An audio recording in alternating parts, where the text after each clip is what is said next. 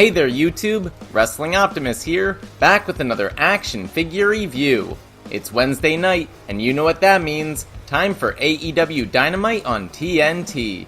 I'd like to start by wishing a happy 420 to all of those who partake in a certain activity. May your smoking and snack bowls always be full.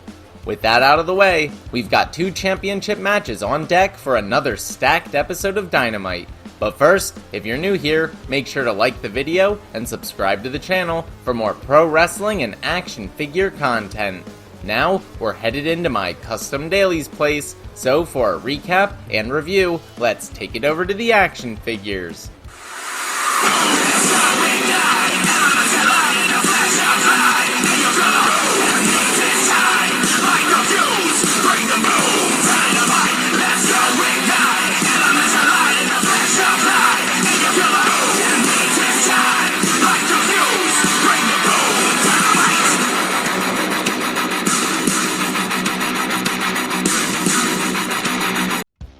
Taz joins commentary, and Hook is at ringside as Absolute Ricky Starks takes on the #1 ranked Hangman Adam Page.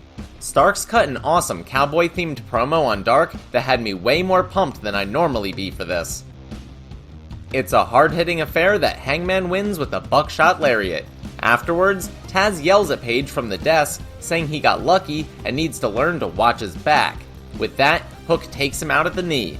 The 2-on-1 becomes a 3-on-1 with the addition of Brian Cage until Dark Order rushes out and makes the save. Playing off what happened on Being the Elite, Brandon Cutler is nursing a broken nose while serving as the Elite's personal videographer. He films them all boarding a private trailer along with Don Callis and the Good Brothers.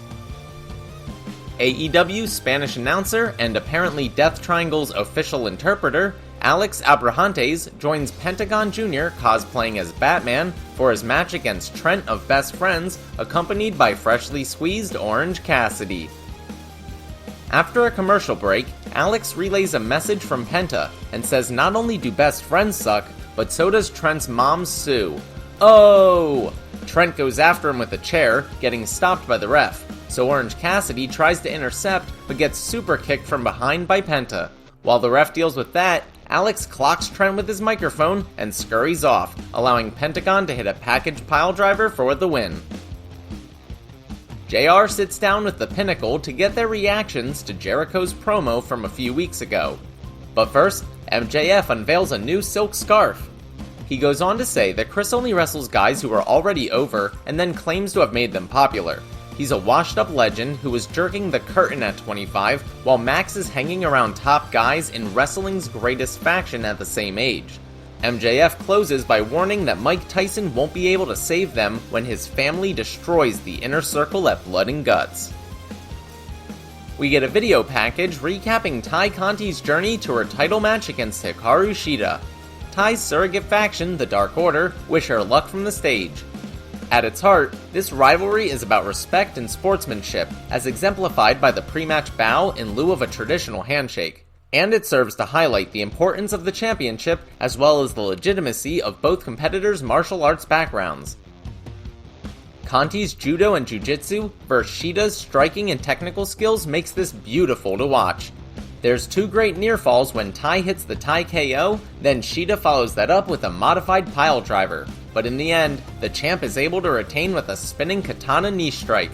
I actually think this would have been a great opportunity to transition the belt onto another babyface and let them feud to the next heel, but I guess it'll be Shida versus the now #1 ranked Dr. Britt Baker DMD, who comes out for a stare down.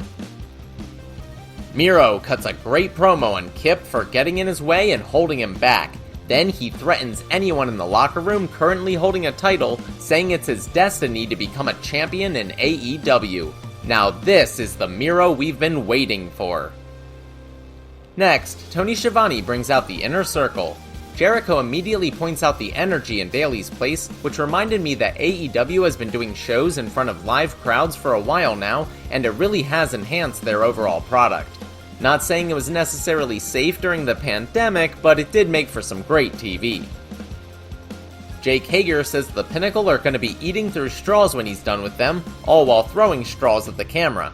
Santana calls out FTR for their recent bitch moves. and Jericho says in honor of his jerk-off friend, he's prepared a show tune. However, about 4 lines in, he mentions giving Max a swirly, corpses hard, and gives up on the bit. Then he announces a parlay with the Pineapple next week to discuss the terms of their Blood and Guts match. Side note, I think Chris may have had a little too much fun on 420 because his eyes were bloodshot to hell. That might also explain his general behavior in this segment. After getting jumped by the Factory, Austin Gunn beat Aaron Solo on Elevation this week, but when his dad confronted QT Marshall afterwards, he got decked in the face for his troubles, so they decide to hash out their differences the old-fashioned way, in the ring. However, Billy can't wait for the bell and attacks QT during his entrance. They have a fairly competitive match, until QT distracts the ref, allowing Anthony Ogogo to run out and sucker punch Billy in the gut. QT follows that up with a diamond cutter for the win. That's not enough though, as he goes to hit Billy with a wooden chair, but he's stopped by Dustin Rhodes, who arrives with a bull rope and takes out QT before turning his attention to Ogogo. Nick Camarado tries to sneak up from behind, so Dustin smashes the chair over Nick's head, but he no-sells it. Eventually, referees have to break things up. The Super Elite are hanging out in their trailer, bragging about how successful they were in Japan, and reminding everyone that it's all elite wrestling, so they run things, when suddenly an obnoxiously loud car horn interrupts Kenny. Of course, it's Moxley and Kingston, who proceed to ram their pickup truck into the trailer, going full stone cold. They grab a metal pipe, smash out some windows, and invite themselves in, but it turns out the Elite were never there. Mox and Eddie lament that Omega and the Bucks must not actually want to play games and storm away. Taz is back on commentary for Powerhouse Hobbs vs. Christian Cage. This stems from Christian's refusal to join Team Taz. He plays the classic babyface in peril as Haas dominates most of the match, but in the end, he's able to reverse a stampede into a kill switch for the victory. In a pre-taped video, managers like Matt Hardy and Vicky Guerrero vie for the services of Jade Cargill, but she demands one hell of a deal in order to land her. By popular demand, our main event sees Darby Allin defend his TNT title against Jungle Boy. Interestingly, both championship matches tonight are face versus face, and just like the women's match earlier, this one starts off technical. Things change when Darby nails a coffin drop on the ring apron, but he can't make the pin as they both roll to the outside. Luchasaurus helps Jungle Boy avoid the countout, so Sting confronts him on the ramp. They come to blows and brawl out through the tunnel. Jungle Boy locks in a surfboard and 2 snare trap submissions, but Allin refuses to tap out. Instead, Darby hits a Last Supper from out of nowhere and retains. Scorpio Sky and Ethan Page rush the ring only to be cut off by Lance Archer. They fend him off too, but they're no match for Sting and his baseball bat as the Icon slowly returns from his fight with a dinosaur and chases them off. Even setting aside that somewhat boring ending, this was an uncharacteristically average episode by AEW's lofty standards.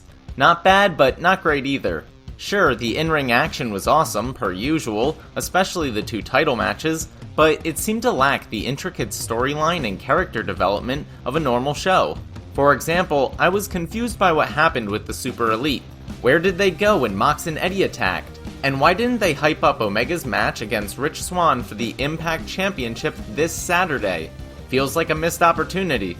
Hopefully this isn't the start of AEW coasting because NXT moved to Tuesday nights. Only time will tell.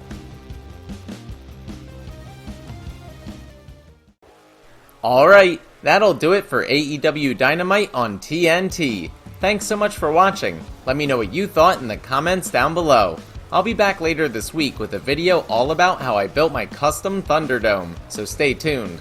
In the meantime, if you enjoyed this video, make sure to do all that normal YouTube stuff. Smash the like button, share with any wrestling or action figure fans you may know, subscribe to the channel, and spread the word.